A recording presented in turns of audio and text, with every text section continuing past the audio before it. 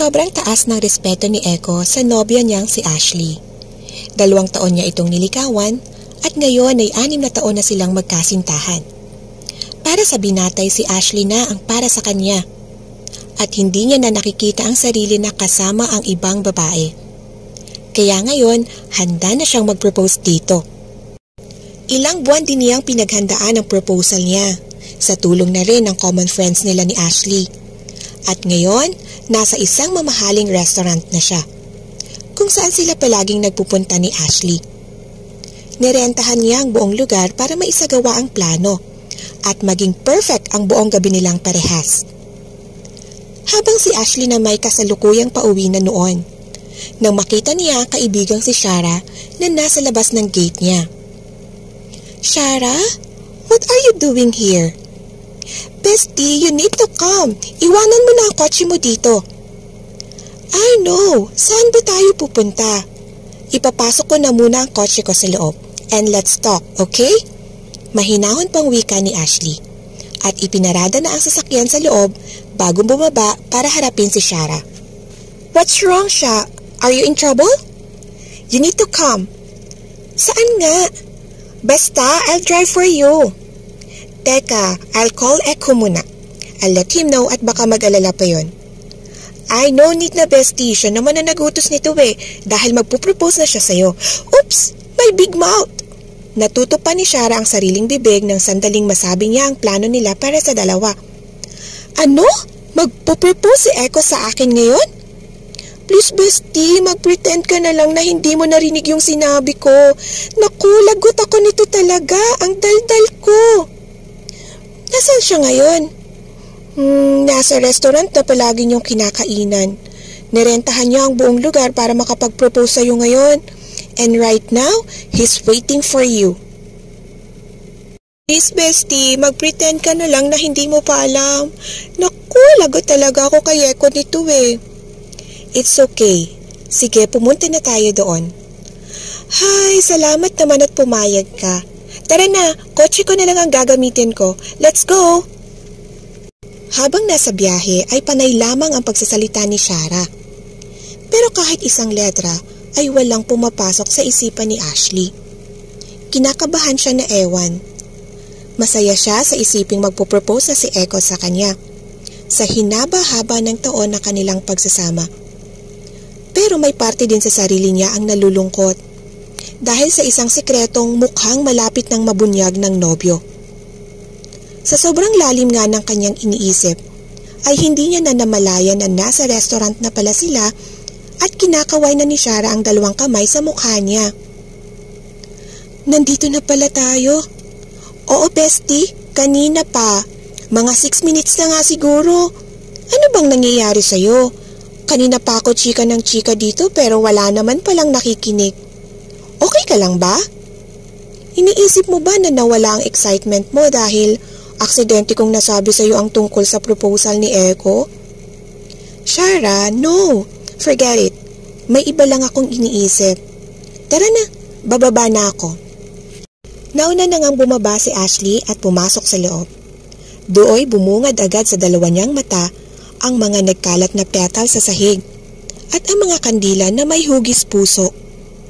Napangiti siya sa nakikita. Kahit alam na niya kung ano ang plano ng pinakamamahal niyang lalaki, ay sobrang saya pa rin ang puso niya. Sumunod ang pagtunog ng violin at ang paglabas ni Echo na may daladalang isang bouquet ng red roses. Paborito niya iyon, kaya mas lalong tumamis ang kanyang ngiti. "Sobrang ganda ng gabing ito, di ba? Kasing ganda ng babaeng nasa harapan ko. Hi, my love." Romantikong panimula ni Echo. At hinalikan muna sa noo ang dalaga bago ibinigay dito ang bulaklak. May paganito ka ha? Anong meron? May nakalimutan ba akong mahalagang okasyon ngayon?" "Well, wala pa. Pero tonight, kailangan mong markahan ng gabi na to. Kasi ngayong gabi, kakantahan kita." "Really? Napakaswerte ko naman at ako lang yata ang makakarinig ng hidden talent mo ngayon." Pagbibiro pa ni Ashley sa nobyo. Hindi kasi ito kumakanta at wala ni isa ang nakarinig nitong kumanta maski siya. Kasabay ng pagtikhim ni Echo ay ang paglabas din ng dalawa pa nitong kaibigang lalaki na may dalang gitara. At dooy sinimulan na nga ng binata ang pagkanta, bagay na siyang ikinatawa pa ni Ashley hanggang sa matapos ito. Mula sa simula hanggang sa natapos ay panay tawa ka lang nga. Wala ba talaga ako sa tono, mahal? Pabirong tanong pa ni Echo sa nobya. Hindi naman. I guess wala lang sa tono ang mga gitarista mo? Sinasabi ko na nga ba Diba ilang buwan din natin tong pre-practice? Sabi ko na nga ba, hindi boses ko ang problema, kundi kayo mismo. Wala kayong talent fee ha? Pagbibiro pa muli ni Echo sa dalawang kaibigan na nooy parehas lang natatawa. Natawa na lamang din si Ashley dahil alam niyang isa lang yon sa mga banding nilang magkakaibigan. Muli siyang tiningnan ni Echo at sa pagkakataong iyon ay agad na rin itong lumuhod sa kanyang harapan. Saka pa inilabas mula sa bulsa nito ang singsing na ipinagawa niya pa galing sa ibang bansa. Halos 1 dekada na tayong magkakilala, mahal. 2 taon kitang crush. 2 taon din kitang niligawan. At ngayon, 6 na taon na tayo bilang magkasintahan. And I don't want to waste another year na hindi pa rin nagle-level up ang relationship natin. Wala na rin akong ibang nakikita sa future ko kundi ikaw lang. Mahal, please spend the rest of your life with me. Marry me. Naiiyak man pero nagawa pa rin makapagsalita ng dalaga. Of course I will marry you. A big yes. Isiniot ni Echo ang singsing sa daliri ni Ashley at niyakap ito ng mahigpit. Doon na rin lumabas ang iba nilang mga kaibigan na parehas nagpalakpakan at naghihiyawan dahil na rin sa kilig. Wala namang duda sa sayang nadarama ni Ashley ng gabing iyon. Pero aware din siya na malapit na ring malaman ni Echo ang iniingatan niyang sekreto. Kasama ang mga kaibigan nila ay sabay-sabay silang nag-dinner sa mismong restaurant na iyon. Nagkakasiyahan din ng iba pagkatapos. Samantalang si Ashley ay nakaupo lamang sa sulok habang tinitingnan ng iba na halos umabot na sa tenga ang mga ngiti. Napansin naman iyon ni Echo, kaya dali-dali niyang nilapitan ng fiancé saka hinalikan sa noo. Are you okay, mahal? Kanina ka patahimik. Hindi ka rin nakikisaya sa mga kaibigan natin. May iniisip ka ba? Wala. Masaya naman ako, mahal. Siguro, naninibago lang din ako dahil, syempre, ilang taon din akong naging dalaga. At ngayon, fiancé mo na ako. At soonest, ikakasal na ako sa'yo. Kaya hindi ko maiwasang hindi mapaisip. Mag-work kaya tayo? Bahagyang natawa si Echo dahil sa naging tanong ng dalaga. Saka ginulo ang buhok nito. Of course! Nag-work ang relationship natin, diba? Tsaka, kung iniisip mo na magiging failure ang marriage natin soon dahil iba magiging takbo nun sa takbo ng relasyon natin ngayon, nagkakamali ka. I will make sure na kahit ikasal man tayo, ay wala pa ring magbabago. Mahal na mahal kita, Ashley. At hindi ko kakayanin kung mawala ka sa akin. Alam mo kung gaano kita nirerespeto at gagawin ko pa rin yun kahit mag-asawa na tayo. Okay? Isang matamis na ngiti ang pinakawala ni Ashley nang marinig ang mga salitang binitawan ni Echo. Alam niya namang magiging mabuting asawa ito sa hinaharap. Pero ang inaalala niya lang ay baka hindi siya nito matanggap at ang kanyang nakaraan. Matapos ang dinner at iba pang kasiyahan ng magkakaibigan, ay hinatid na ni Echo ang fiancé sa bahay nito. Walang mapagsiglan sa saya nila ng gabing iyon dahil ramdam nila ang pag-ulan ng mga puso dahil sa kagalakan at kilig. Naging maayos naman ang dumating na mga araw kahit engaged na ang dalawa. Wala ring nagbago sa relasyon nilang dalawa, bukod na lang sa pagiging abala nila sa kani-kanilang mga trabaho. Mahal, bukas imimit ko ang kakilala ko para sa magiging venue ng kasal natin sa susunod na 2 buwan. Gusto mo bang sumama para mahingi ko rin ang opinyon mo? Kung okay lang ba doon o baka ayaw mo? Mahal, may tiwala naman ako sa iyo eh. Isa pa, magmamatter pa ba ang opinyon ko? Syempre naman, Kasal natin yan at gusto ko na ang lahat ng magaganap sa kasal natin ay kagustuhan mo. Ayokong may mga hindi ka magustuhan kahit isa. Ano ka ba? Okay lang yan. Hindi naman mahalaga yan para sa akin, mahal eh. Ang importante ay tayong dalawa. Yun lang. Sure ka ba? Baka kasi okay lang po, mahal na hari. Magiging masaya pa nga po ako eh, dahil alam kong abalang-abala ka sa trabaho mo eh. Binibigyan mo pa rin ng oras ang para sa parating nating kasal. Dapat nga sana kasama mo ako eh, kaso kailangan ko munang tapusin ang mga trabaho ko. O siya, sige, pumasok ka na sa loob para makapagpahinga ka na rin. Hay, I can't wait to call you mine forever, mahal ko. Kaunting tiis na lang talaga. I love you. I love you more, Echo. Mag-iingat ka pa uwi ha. Tawagan mo agad ako kapag dumating ka na. I will. Ngiti nito at hinalikan muna sa noo ang fiancé bago tuluyang gumayak. Mabilis lumipas ang mga araw at palapit na rin ang palapit ang kasal ni Echo at Ashley.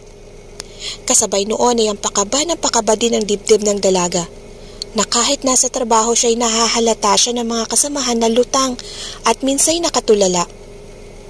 Bestie, ikaw lang yata ang ikakasal na malungkot. Okay ka lang ba talaga? If ayaw mo pa namang magpakasal, you can tell Echo naman eh, diba? Usal pa ni Shara sa kanya. Bes, hindi naman sa ganun. Hindi ko lang kasi maiwasang hindi mag-alala, lalo na at malapit na ang kasal namin ni Echo. Why? What's wrong? Napipilitan ka lang ba? Of course not. Mahal ko si Echo at alam mo yon. Hindi ko rin kakayanin kung mawala siya sa akin. Kaya lang ano? Teka ilalak ko lang muna ang pinto at baka may biglang pumasok na marites. O sige na, push na. Kaya lang ano? Alam mo naman ang tungkol sa nakaraan ko, diba? Paano kung hindi niya ako matanggap kapag nalaman niya yon?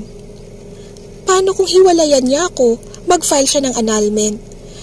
Bes, I love him so much at naiisip ko pa lang ang mga senaryong yan, hindi ko na kaya. And he loves you too, right? Alam mo din kung gaano kakamahal ni Echo, bestie. Siguro naman, kung sakaling malaman niya ang tungkol doon ay tatanggapin ka niya. Magmamatter pa ba rin yun? What if... Alam mo, just chill. Puro ka what if eh. Hindi pa nga kayo kinakasal, sobrang advance na ng iniisip mo. Dinaig mo pa ang nagbibilang ng sisiw sa mga itlog na hindi pa nagka-crack. Mahal ka ni Echo at tatanggapin ka nun. Oo nga naman, mahal ako ni Echo. Nagmamahalan kami at sure akong mangingibabaw ang pagmamahalan naming dalawa. Tumpak, yan dapat ang isipin mo. Huwag puro kanigahan, okay? O sige na. Lalabas na ako dito sa office mo at baka maabutan pa tayo ni boss. Basta ha? Chill! Tumango naman agad si Ashley at nagbitaw lang ng isang pekeng ngiti. Iyon naman ang kanyang ginawa at mas nagpursige pa siya na wag haluan ng kanigahan ang papalapit niyang kasal.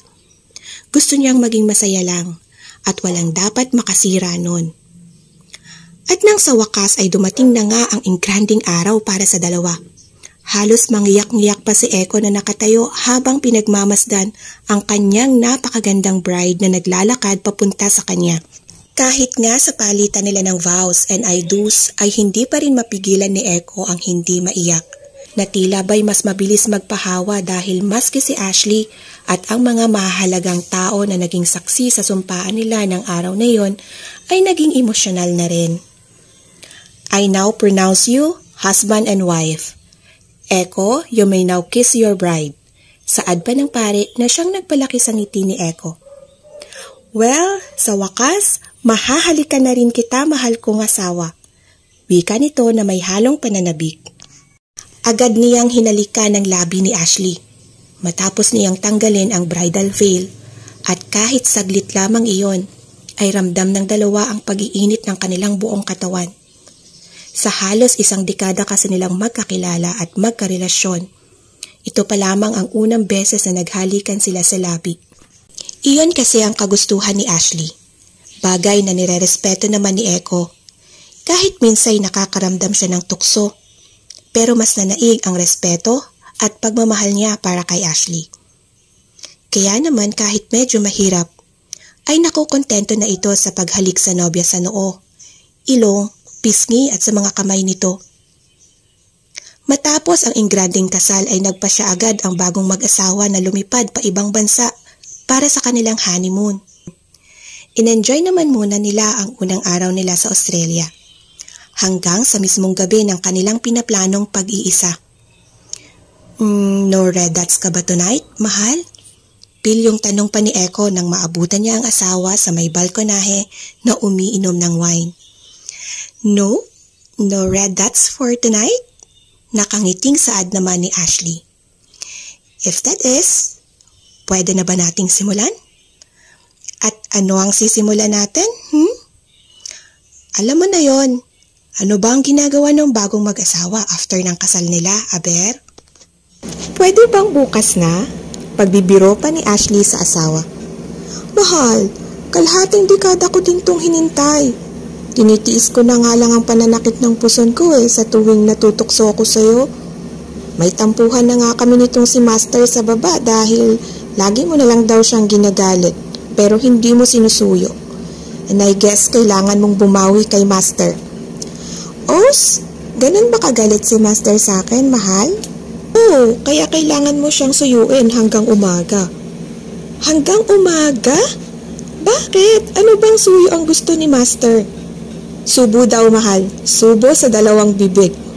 Natawa na nga lang si Ashley kaya nakatanggap ng mahinang batok si Echo mula sa kanya. Pero ang tawa ng iyon ay nauwi pa rin sa mainit na halik at pagtatagpo.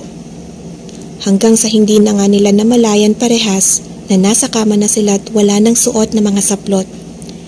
Pinaglalaruan pa ni Echo ang mga pribadong parte sa katawan ng kanyang asawa at ganoon rin si Ashley dito. At nang sandaling ipasok na ni Echo ang kanyang galit na armas sa pagkababae ng asawa, ay doon na siya nabigla. Ang sensasyong kanina'y ramdam na ramdam niya ay tila ba unti-unting naglaho. Napatigil siya ng ilang segundo, bagay na napansin naman ni Ashley. Mahal? Ngunit imbes na sumagot ay isang peking ngiti lang ang itinugon niya dito at ipinagpatuloy pa rin ang ginagawa hanggang sa parehas na silang labasan. Nahiga si Ashley sa kanyang bisig at nakatulog agad, samantalang si Echo ay tahimik lang na pinagmamasdan ang tulog na asawa. This can't be, Ashley. Bakit? Bulong niyang tanong habang nakaharap pa rin sa asawa.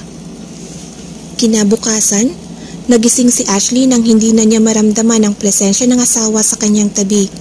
Nang imulat niya ang kanyang mata ay wala na nga doon si Echo. Agaran siyang nagbihes at nag-ayos muna saglit bago lumabas sa balkonahe kung saan doon niya nakita ang nakaupong asawa. Good morning, mahal. Why are you here? Nasanay ka ba na maagang nagigising doon sa Pinas para sa trabaho mo? Panimula niya. Oh, hey, good morning. Wala naman. Sinadya ko lang talagang magising ng maaga dahil gusto ko sana mag-ehersisyo. Pero hindi ko pa rin nagawa. Gutom ka na ba? Do you want anything? No, ako na ang bahala. Ikaw ba? Anong gusto mo for breakfast? Okay na ako sa kape ko, mahal. Huwag mo na akong alalahanin. Pero diba sabi mo kahapon na gusto mong ipagluto kita? I said, okay na ako sa kape ko. Ayoko nang kumain, kaya please, ikaw na lang ang kumain, okay? Medyo nanibago si Ashley sa naging tono ng asawa nang sabihin niya ang katagang iyon. Pasigaw kasi ito at kahit hindi nito sabihin, ay ramdam niyang narindi ito saglit sa kanya. Hinayaan na lamang niya si Echo at kumain mag-isa. Hindi niya alam kung ano ang dahilan, pero habang patagal ng patagal sila sa Australia, ay napapansin niyang nagiging mainitin ang ulo ng asawa. Minsan pa'y naabutan niya itong nakaharap sa laptop at parang abalang-abala sa ginagawa. At kung minsan pa'y naabutan niya itong hawak-hawak ang kanyang cellphone. Mahal, anong tinitingnan mo sa phone ko? Is there something wrong? Bungad niya agad dito, dahilan upang mabitawan agad iyon ni Echo. No, nothing. May chine-check lang akong number ng isang friend natin. I'm sorry, I forgot na personal property mo nga iyan at hindi ko dapat pakialaman. Ano ka ba? It's okay. Asawa na kita, diba? Kaya kung ano ang sakin ay sa'yo na rin. Gusto mo pa bang tingnan ng phone ko? No need, okay na ako. Mahal? Yes? Okay ka lang ba? May problema ba tayo? Wala, pero gusto ko lang sanang sabihin sa'yo na pwede bang wag na nating paabuti ng 1 month ang pananatili natin dito? I mean, can we go home early? Bakit naman? May kailangan ka bang gawin sa Pinas? Diba matagal na rin naman natin tong... Yes, I know. But things came up unexpectedly. Nung isang araw ko pa gustong umuwi, mahal. Hindi naman pwedeng iwanan kitang mag-isa dito. Kaya please, umuwi na tayo. Uuwi naman talaga tayo eh. Pero bakit biglaan? Ang dami pa nating plano dito eh. Mamamasyal pa tayo, di ba? Pwede bang next time na? Makakabalik pa rin naman tayo dito eh, whenever we want. For now, we need to go home. May emergency bang nangyari sa Pinas? Sa kumpanya? Sa trabaho mo? Sa mga kaibigan natin at ganyan ka kaatat umuwi? Ashley, please, for once makinig ka. Kapag sinabi kong uuwi tayo, and that's final. Nanlaki ang dalawang mata ni Ashley sa narinig. Para kasing hindi si Echo na pinakasalan niya ang kaharap niya ngayon, kundi ibang tao. Ngunit sa kabila ng pagkagulat, ay nagawa pa ring pakalmahin ni Ashley ang kanyang sarili. At dahan-dahan ang nag-empake. Ilang sandali pa ay ramdam naman niya ang pagyakap ni Echo sa kanya mula sa likuran, kaya doon na siya natigil sa ginagawa. I'm sorry, mahal. I'm sorry. Kahit iyon lamang ang sinabi ng asawa, ay naiyak pa rin si Ashley. Hinarap niya ito at niyakap ng sobrang higpit. Please, Echo. Kung ano man ang problema mo, huwag mong sarilinin. Nandito ako. Asawa mo ako.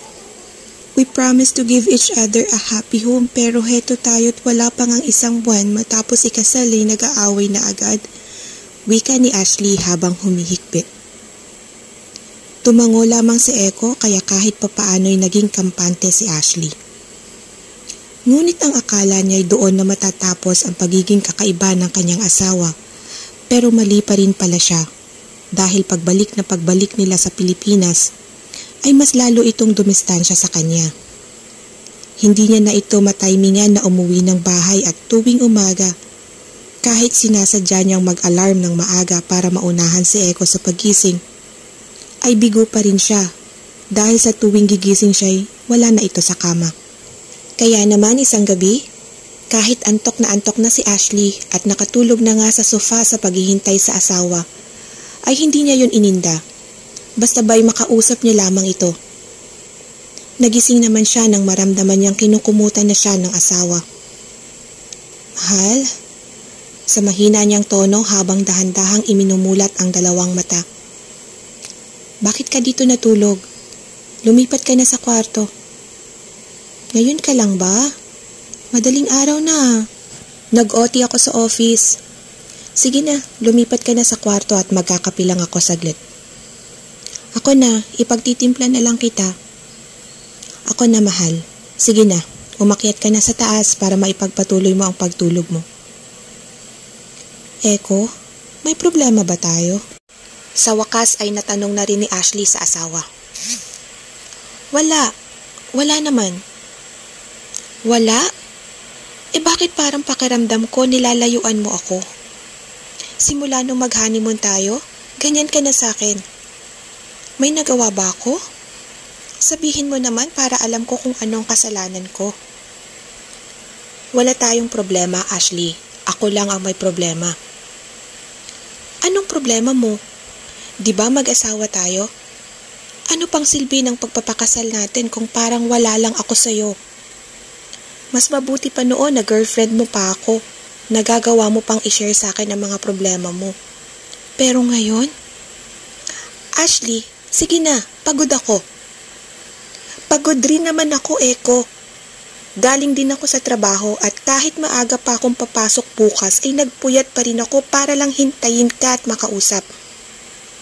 Tapos ngayon sasabihin mo sa akin na magpahinga ako?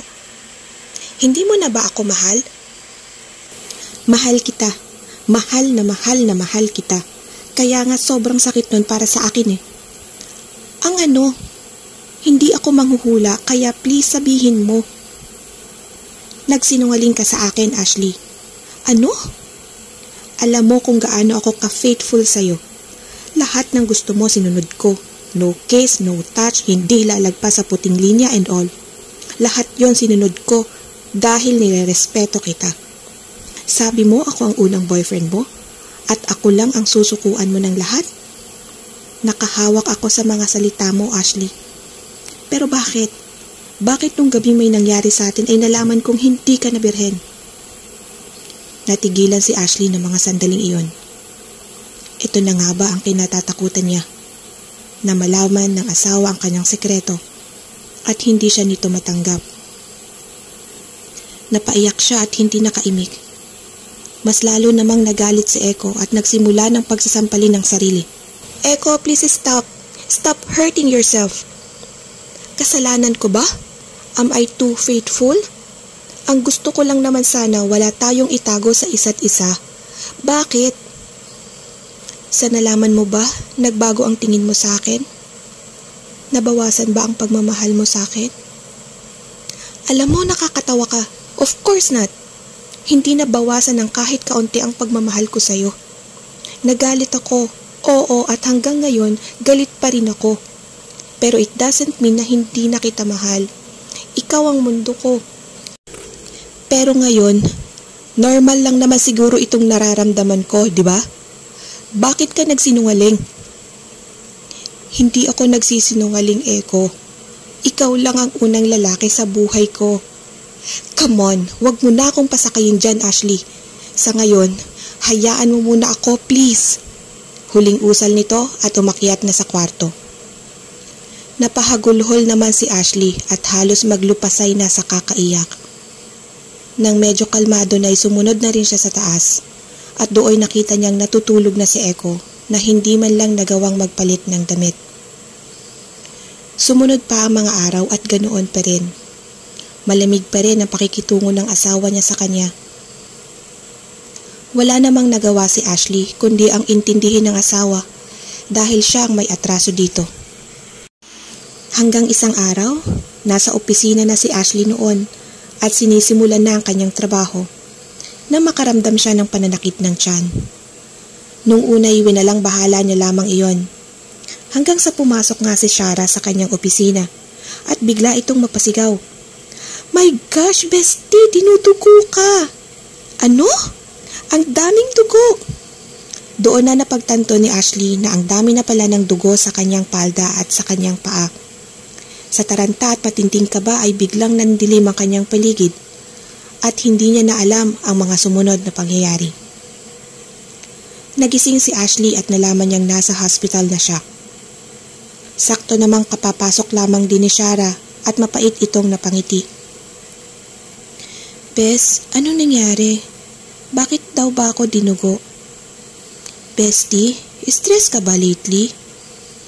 Bakit? Pwede bang diretsahin mo na ako?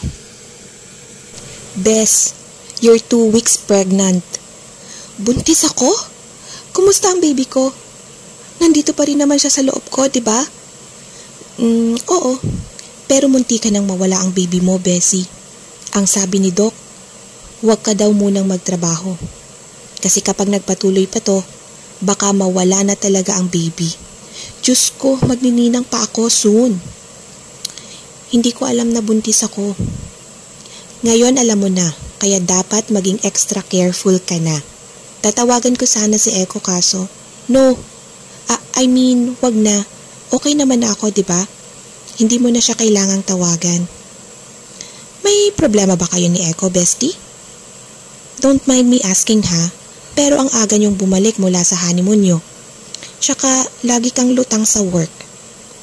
Doon na nga isinalaysay ni Ashley ang lahat sa kaibigan. Hindi mo man lang sinabi sa kanya ang totoo? Bes, baka lalo lang siyang magalit sa akin. Bakit naman siya magagalit sa'yo? Ikaw ang biktima. Isa pa, hindi mo naman ginusto yon, di ba? Teka at aalis na muna ako. Babalik din ako agad. San ka pupunta? Susunduin ko si Echo sa opisina niya. Karapatan niyang malaman to dahil hindi ka na niya girlfriend, Ashley. Asawa ka na niya. Besides, kung hindi mo kayang sabihin sa kanya ang totoo, ako ang magsasabi. Wala na ngang nagawa pa si Ashley kundi ang hayaan ng kaibigan na gawin ang gusto nito. Samantalang si Echo na may kanina pa pabalik-balik ang lakad sa loob ng kanyang opisina. Hindi niya alam pero bigla siyang kinabahan. Sakto namang bumukas ang pintuan at pumasok agad si Shara. Shara, anong ginagawa mo dito? Nasa ospital si Ashley. What? Bakit? Ano nangyari sa kanya? Kaya pala kanina pa ako kinakabahan ay dahil nasa ospital pala siya. Let's go! Teka muna, Echo. Mag-relax ka. Okay na siya. Dinugo kasi siya kanina at muntik nang mawala ang baby niyong dalawa. Baby? She's pregnant? Oo. Ang sabi ng doktor, 2 linggo na. And, Echo? Nasabi niya pala sa akin ang tungkol sa naging sagutan niyo noong isang gabi. And I guess, iyon ang rason kung bakit stress si Ashley at muntik ng makunan. Alam mo na pala ang tungkol sa sikreto niya. She lied to me. Hindi, Echo. She's loyal to you simula't simula. Ang totoo kasi niyan, noong nasa high school pa kami parehas, ginahasa si Ashley ng sarili niyang tiyuhin. Hindi niya ipinaalam iyon at ako ang nakahalata dahil na rin sa mga ikinikilos niya.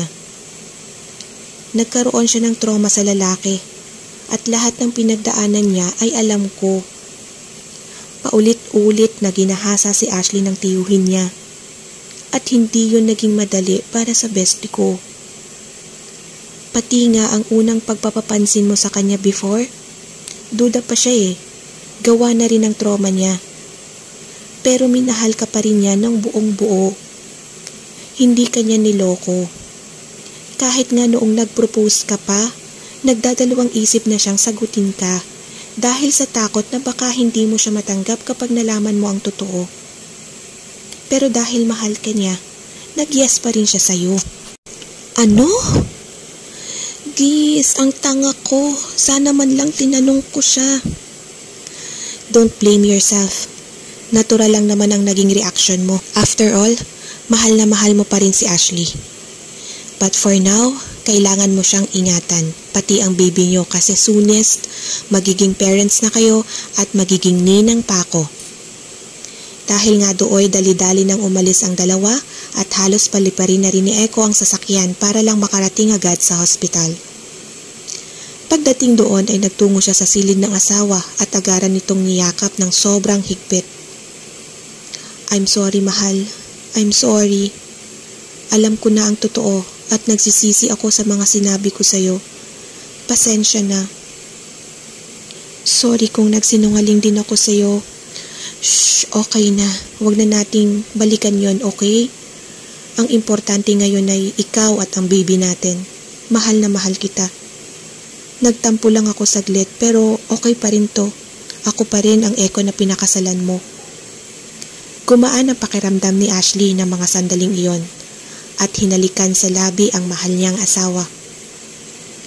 Simula din noon ay mas naging maasikaso na rin si Echo sa kanyang asawa. Hindi siya nawawala sa monthly check-up nito at sa katunayan nga ay mas excited pa ito dahil sa sobrang aga nitong namili ng mga gamit para sa kanilang baby. Hi mahal, pasensya na kung natagalan ako ha. Hindi kasi agad ako nakapili dahil ang daming magaganda para kay baby. Kung pwede ko lang bilhin ang lahat, ginawa ko na. Natawa naman si Ashley sa sinabi ng asawa at pinisil ng mahina ang pisngi nito.